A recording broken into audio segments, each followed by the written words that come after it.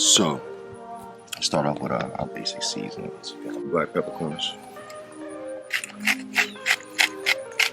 Can't do seafood without obey. If you're doing it, you're doing it wrong. If you're doing seafood wrong, you don't got obey on it. Or you're just not from Maryland. And that's okay. It's okay to not be from here. We're gonna show you what it's like to be from here. You ugly as shit, right and you look like that raccoon right there. Garlic powder.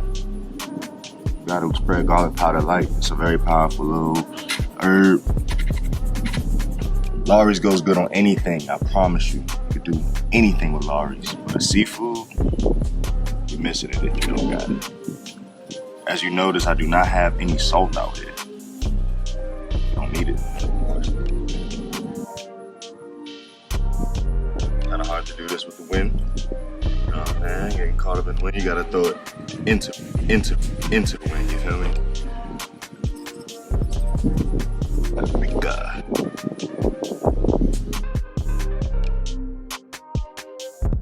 Into the wind, you feel me? That's why I put my hand up. Paprika is a very dry, very light powder, but it adds a little robust taste to your food. It gives it a nice little golden color. If you never used this before, listen.